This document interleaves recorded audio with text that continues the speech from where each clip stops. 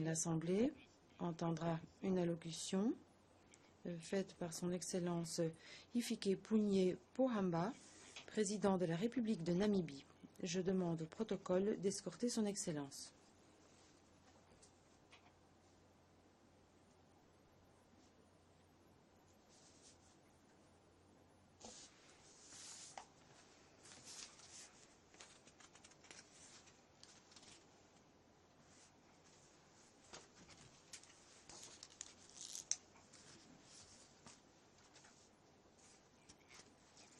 Au nom de l'Assemblée générale, j'ai l'honneur de souhaiter la bienvenue aux Nations unies à son Excellence Hifikepunye Pohamba, président de la République de Namibie, et je lui demande de s'adresser à l'Assemblée.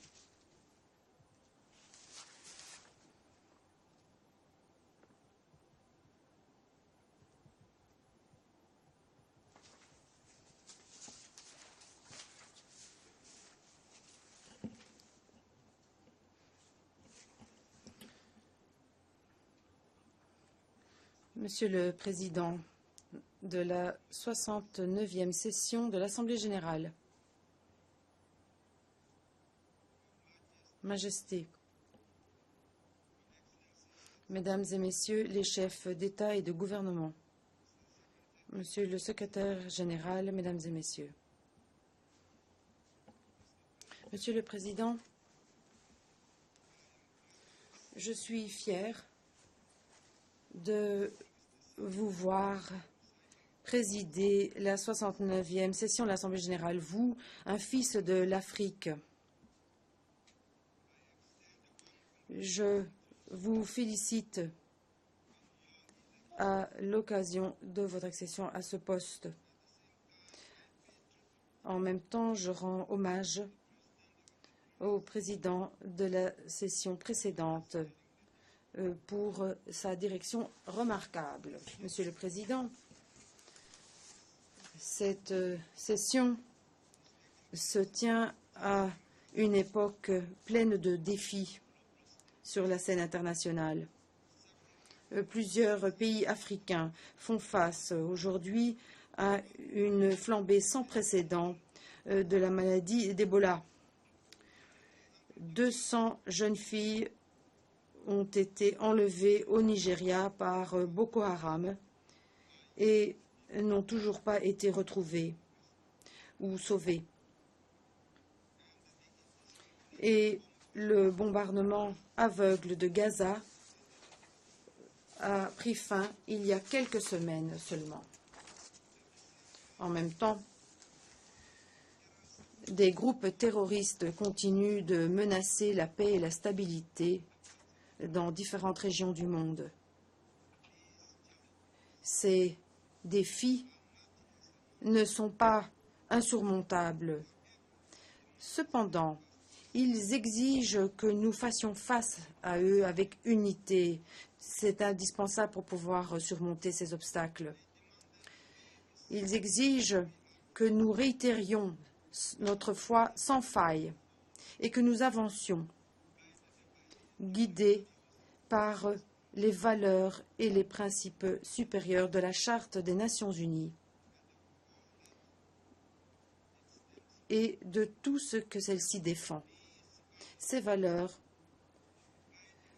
devraient guider notre débat durant cette session et notre thème, je le cite, réaliser et mettre en œuvre un programme transformateur de développement pour l'après-2015. Fin de citation. Ce thème nous donne la possibilité de nous arrêter un instant et de réfléchir au succès déjà engrangé et de réfléchir également aux défis rencontrés dans la mise en œuvre des objectifs extrêmement ambitieux établis par les OMD. Créer un monde meilleur grâce à un développement sans exclusion, une plus grande liberté, une plus grande sécurité, une prospérité accrue, particulièrement dans les pays en développement.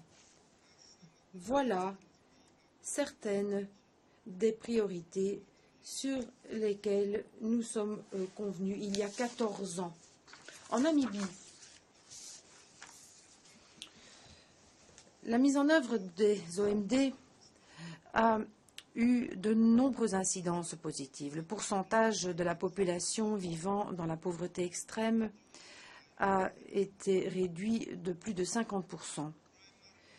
La fréquentation scolaire à l'école primaire a atteint 100%.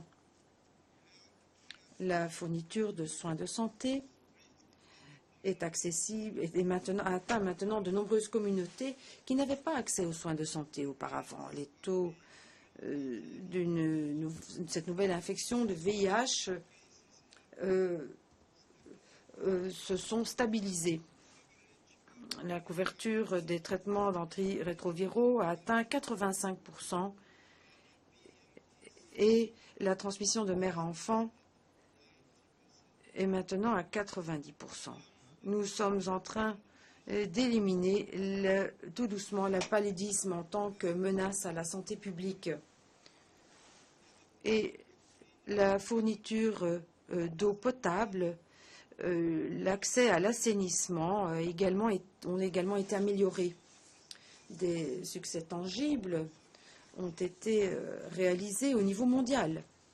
Les conditions de vie de millions de personnes ont été améliorées, et surtout dans les pays en développement. C'est pourquoi nous disposons maintenant d'un socle solide pour atteindre les objectifs de développement durable dans le cadre du programme de développement de l'après 2015. Dans ce contexte, il faut agir de manière urgente afin de répondre aux besoins de base de tous les êtres humains, afin de protéger l'environnement naturel dont nous dépendons tous pour survivre. Je pense que nous ne devons pas ménager nos efforts. Nous ne pouvons pas ménager nos ressources afin de nous attaquer aux causes premières des problèmes sociaux, de la pauvreté, des conflits politiques au sein de nos sociétés, et ce de manière transversale. Monsieur le Président, les pays en développement, et particulièrement les pays africains et les États insulaires, continuent de subir les effets pervers du changement climatique en première ligne. Les inondations, les sécheresses, l'érosion du sol se sont aggravées et ils sont devenus beaucoup plus fréquents. C'est pourquoi la Namibie appelle à la mise en œuvre du plan d'action et de la déclaration de Namibe adoptée lors de la conférence des parties de 2013 de la Convention des Nations Unies pour lutter contre la désertification qui s'est tenue à Windhoek, en Namibie. Monsieur le Président, nous nous félicitons de la décision du secrétaire général d'accueillir le sommet sur le changement climatique durant cette session de l'Assemblée générale. Son document final devrait compléter les négociations dans le cadre de la Convention cadre sur le changement climatique pour arriver à un accord mondial coordonné en 2015. Concernant la voie à suivre, notre débat et nos interactions devraient être régis par les principes articulés dans la déclaration du millénaire, le document final de la conférence de Rio+20 intitulé « L'avenir que nous voulons », ainsi que les résultats des principales conférences et des principaux sommets des Nations Unies portant sur des questions économiques, sociales et environnementales. Il est crucial de faire en sorte que les préoccupations qui sont articulées dans la position commune de l'Afrique soient pleinement intégrées dans le programme de développement de l'après 2015. Monsieur le Président, alors que nous nous préparons à mettre en œuvre le programme de développement de l'après 2015, nous devons faire montre de volonté politique si nécessaire. Et nous devons créer des partenariats mondiaux solides afin d'atteindre nos objectifs communs. De plus, nous devons conjuguer nos efforts pour assurer une mobilisation efficace et une utilisation efficiente des ressources du secteur public et du secteur privé, tant au niveau national qu'au niveau international. Monsieur le Président, les efforts en cours visant à réformer le système des Nations unies et en particulier à réformer le Conseil de sécurité devraient être conclus sans délai supplémentaire afin d'illustrer les réalités géopolitiques actuelles. Nous restons très préoccupés face à l'instabilité politique et face aux conflits armés au Soudan du Sud, en Somalie, au Mali et en République centrafricaine. Cependant, les résultats obtenus par le gouvernement de la RDC, de la MONUSCO et la brigade d'intervention de la SADC afin de juguler les forces négatives dans l'est de la RDC représentent un pas dans la bonne direction. Pour pouvoir consolider la paix plus avant, le désarmement volontaire, la démobilisation, le retour, la réinsertion et la réintégration et les programmes connexes pour ces forces négatives doivent être mis en œuvre pleinement. Monsieur le Président, la Namibie appuie la participation des femmes dans les opérations de maintien de la paix et de consolidation de la paix dans le monde. Et dans ce contexte, nous appelons à la pleine mise en œuvre de la résolution du Conseil de sécurité des Nations unies 1325 sur les femmes, la paix et la sécurité. À l'heure actuelle, la Namibie a déployé un des contingents de police féminin le plus important auprès de l'opération hybride des Nations unies de l'Union africaine au Darfour. Monsieur le Président, la Namibie continue de demander à la levée du blocus économique de Cuba.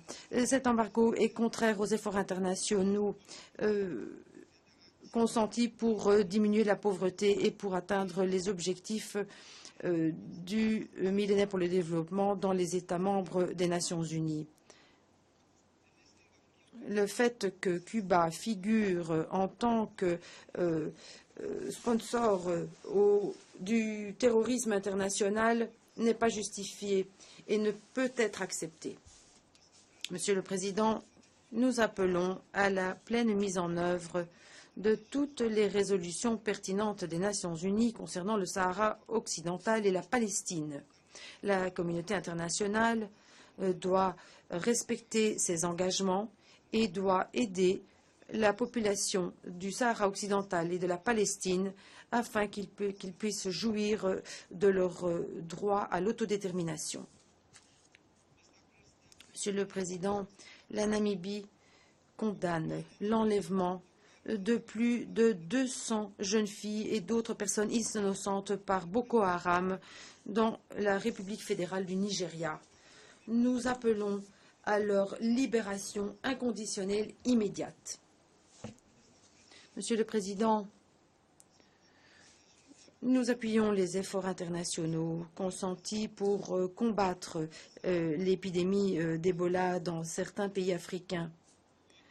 Et à cette fin, la Namibie a apporté une contribution pour un montant de 11 millions de dollars de Namibie afin de lutter contre cette terrible maladie.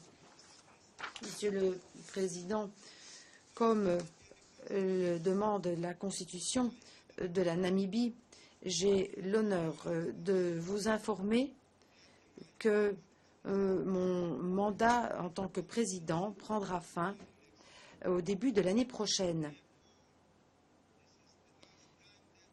C'est pourquoi c'est la dernière fois que je prends la parole devant l'Assemblée générale en tant que président de la Namibie. Et je souhaiterais vous remercier tous les chefs d'État et de gouvernement pour l'excellente coopération que vous m'avez prêtée à moi et à mon pays durant tout mon mandat. Je suis convaincu que vous ferez preuve de la même coopération vis-à-vis de la personne qui me succédera. Monsieur le Président, réitérons notre engagement politique collectif afin d'atteindre plus rapidement les OMD, alors que nous avançons vers la mise en œuvre du programme de développement de l'après 2015. Merci beaucoup.